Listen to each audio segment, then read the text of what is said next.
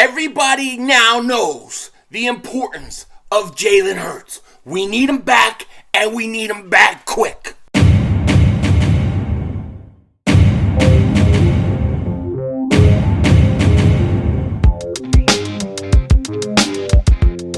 Dallas still stinks.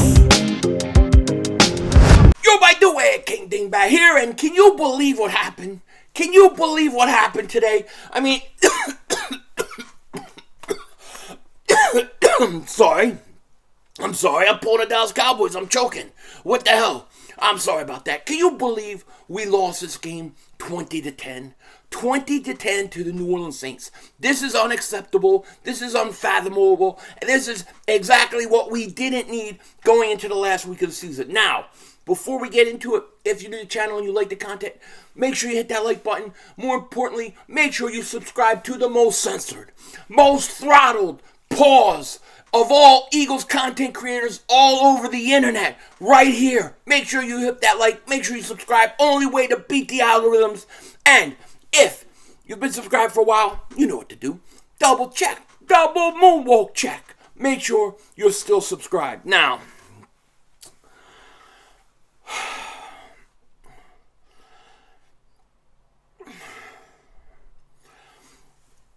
all year long, I've pretty much enjoyed the season. Even in the losses that we had to Washington, then Dallas, they weren't as aggravating or as frustrating they didn't piss me off to the effects that this game did today. This game, to me, was an unacceptable loss. Unacceptable. The Washington game, okay, look, you're going to lose a game during the season. It's going to happen. It happens, right? Fine. You lose to the Dallas. You were one play from winning that game with your backup quarterback going to Dallas on Christmas Eve, 3 days of practice, all those kind of things. You almost pulled it off. Okay, it happens. You got 2 losses. You still only got to win one of your last 2 games to clinch everything. But this game pisses me off. And it pisses me off from the start. Because to start this game, let's just be honest, this team came out flat. They came out like they were partying with Philly 500, drinking Tanqueray and tonics all night. Because I was feeling it when this game started, believe me. I was feeling the hangover. This team looked like they had a hangover. They looked like they were out partying all night. They didn't look ready for this game. They didn't look motivated. Coaches didn't look like they had them ready to play. And at the beginning, my ire went to the defense. First drive lasted like 8 minutes, 45 seconds. New Orleans goes right down the field, scores. Jonathan Gannon, he kind of pissed me off at the beginning. But I can't put it on him. He figured it out. He made his adjustments. And the defense went to work and did enough for us to win this game. They did enough. My issues aren't with Jonathan Gannon.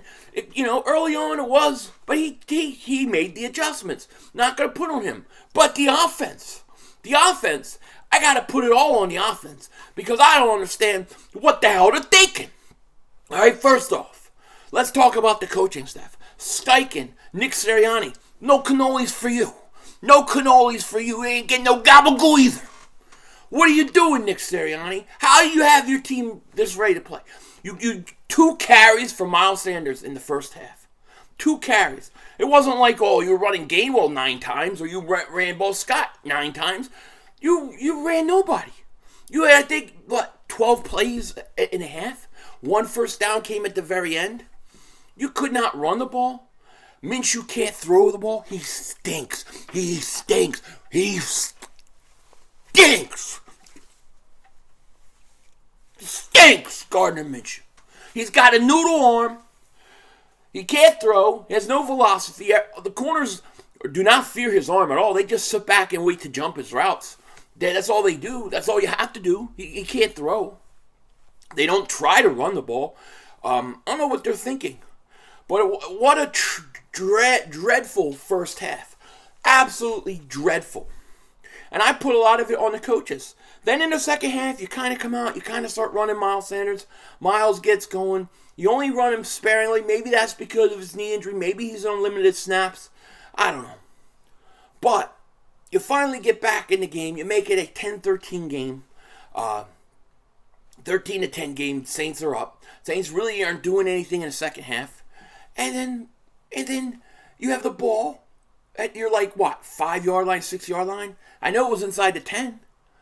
And you have 6 minutes, something seconds left. And here goes Gardner Minshew. Back to pass. Looking. He ain't looking. He just throws it. And boom. Pick 6. Lattimore. You can't allow a pick 6 with 6 minutes left in a game. You're down 3 points. A pick 6. He's going to throw a pick 6. The guy stinks. He stinks. I want his mustache. I want that long hair. I want his van. Take him, put him in the van down by the river, leave him there. He stinks. I can't see him under center anymore. It can't happen. We need Jalen Hurts back, and we need him now. Now. If he's ready to go, he's got to go. Because I don't believe Minshew can beat the Giants' starters. I don't even know if he can beat the Giants' backups. He was that bad. I just don't think he's a starting caliber quarterback in this league. He worries me. We have 3 losses on the year. We're 13-3. We're 13-3. 2 losses come with your backup quarterback. I don't think that's coincidence. I don't believe in coincidences. That's because he stinks.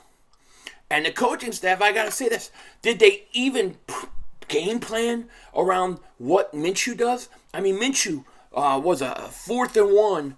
You're running a quarterback sneak like he's Jalen Hurts. He couldn't get it. He couldn't even get low enough to get it. He didn't even know what to do. Like, the coaching, the quarterback play were absolutely horrendous. They were horrible. And it's frustrating, very frustrating. Like I said, I'm not even going to get on Gannon. I know Andy Dalton. What was he? God, let's see what he was. He was some ridiculous completion percentage, I'm sure. Let me pull these stats up. My big fat fingers just knocked off of it. Stupid. Where the hell did I put it? Blah, blah, blah, blah, blah. Just ridiculous. Let me pull this up. Sorry, big sausage fingers just pushed the wrong buttons. All right, so you have Minshew. Well, you have Dalton. 18-22, 204 yards and an interception. 18-22. He shouldn't have that high of a completion percentage. But even still, most of that damage came in the first quarter. They adjusted, and the defense did a fairly good job from that point. Miles Sanders only 12 carries for 61 yards, averaged 5.1 yards a carry. Devontae Smith, another 100-yard day, 9 catches, 115 yards. A.J. Brown, 4 catches, 97 yards and a touchdown. He had that big touchdown. But other than that, they did nothing. And I don't think Minshew could throw the ball. He doesn't look comfortable. He doesn't look like, he can make the throws that are necessary to be made. He threw the one up to A.J. Brown. A.J. Brown made a nice catch and adjustment, and then he made a nice run for the touchdown. Other than that, Minshew didn't do anything. I think we need Minshew to not play. This was the most disappointing loss that we had. I don't know how else to say. That being said, I've had somewhat of a chance to calm down a little bit. I'm still working on it. But that said, we still got to put everything in perspective. And the perspective is this. Nothing changes. Stupid dog. Always when I'm out talking, I open the window for some nice fresh air. Stupid dog. But here's the thing. Nothing has changed. The Eagles need to win one of the last 3 games. We've been saying this since the Dallas game. That means they have to win next week. As long as they win next week, they clinch the division. They clinch home field advantage. Now, the Minnesota Vikings are getting killed. You're probably saying, does that really matter? Not really.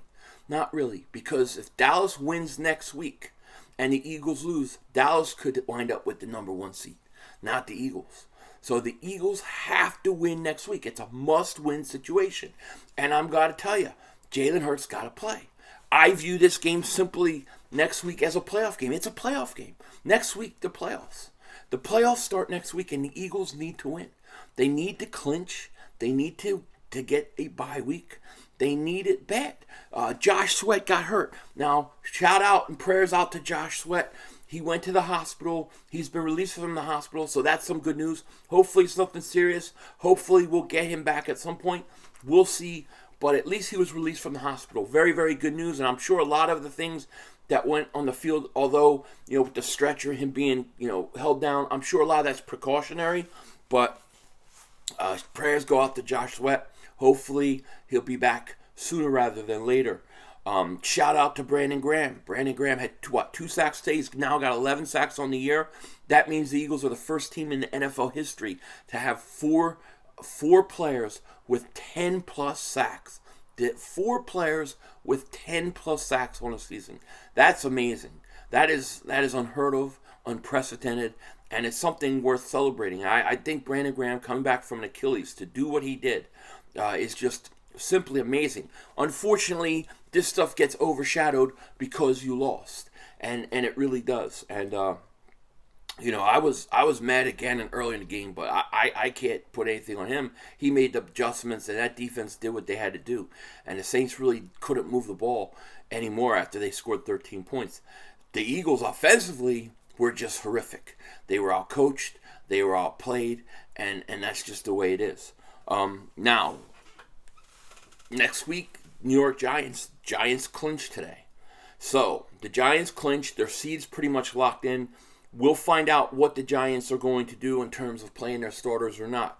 I don't care if they play their starters. I don't care if they don't play their starters. I really don't care. I think as long as Jalen Hurts plays, we win. As long as Hurts plays, whether they have their starters out or not, we're going to win.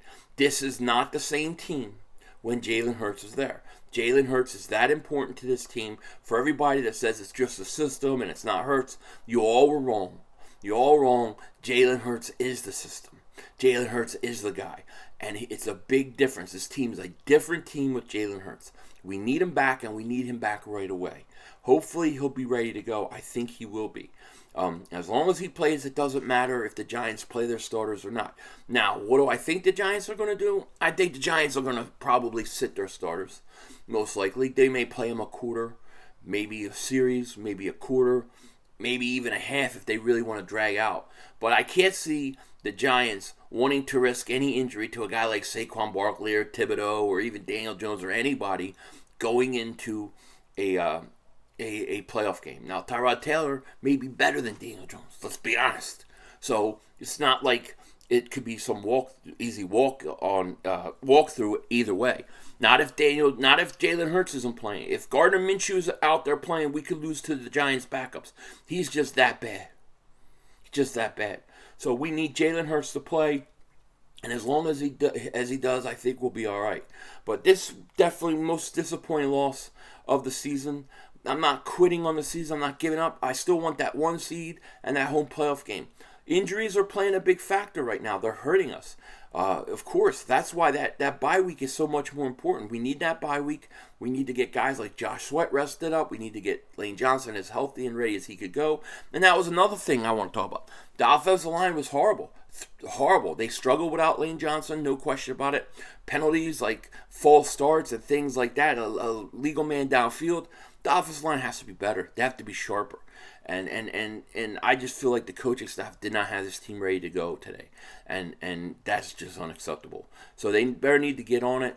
They better be able to find a way to win, because I don't remember a team in the NFL. I can't remember a team that's 3 games up with 3 games left to play and somehow can't clinch home field throughout the playoffs. I've never seen that happen, and it can't happen now.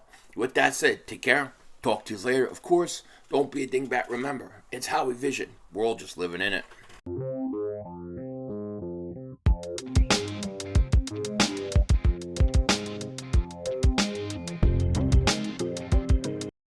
I feel like this. If Jalen Hurts plays next week versus the Giants, which I think he's going to, and he goes out and the Eagles clinch home field throughout the playoffs, he has a good game, I think he's got to win MVP. I think that this proved that he's the MVP. I mean, if the last 2 weeks do not prove how much difference this team is with Jalen Hurts than without him, I don't know what does.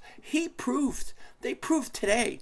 This game, these 2 losses, to me, have proved Jalen Hurts is, without a shadow of a doubt, the MVP of this league. And I think if he goes out and plays versus the Giants, has, 2-3 touchdown game, the Eagles win, clinch home field throughout the playoffs in the division, I think he gets it. I think there's no reason Jalen Hurts should not win MVP. Denzel Washington out.